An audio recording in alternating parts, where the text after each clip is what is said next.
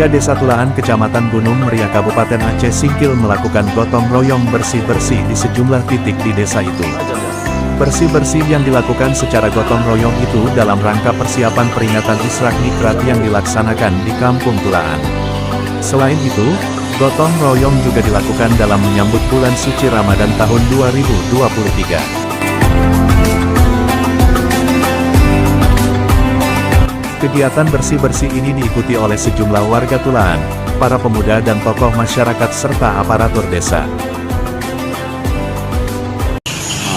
Berhubung waktu bulan puasa sudah dekat, kita mengadakan bersih-bersih kampung, yaitu drenase paret-paret yang sudah dari kampung yang sudah memang tertutup, kita untuk menanggulangi banjir atau musim hujan nanti datang.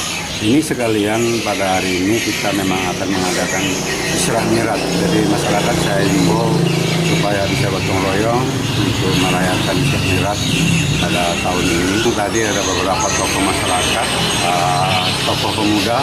Ya, ini penggeraknya memang ketua pemuda dari Pemuda Tulaan. Kita gerakkan, sekaligus ada beberapa tokoh masyarakat yang kita undang. Saya himbau kepada masyarakat Tulaan, berhubung ini akan menjelang datangnya bulan suci Ramadan, saya himbau, juga saya edarkan surat himbauan supaya gotong royong bersama, mengingat bulan puasa ini ya, bulan yang suci, supaya sebelum bulan puasa kalau bisa Kampung Tulaan ini menjadi bersih dan kita supaya nyaman untuk melaksanakan puasa pada bulan yang akan datang. Bersih-bersih dilakukan pada sejumlah titik lokasi, diantaranya pada saluran atau selokan air yang ada di Desa Tulaan.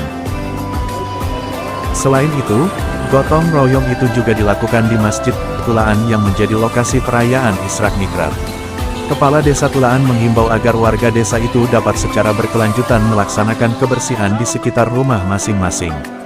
Hal itu dilakukan agar saat bulan suci Ramadan tiba, Desa Tulaan dalam keadaan bersih, sehingga dapat menjalankan ibadah di bulan Ramadan dengan baik.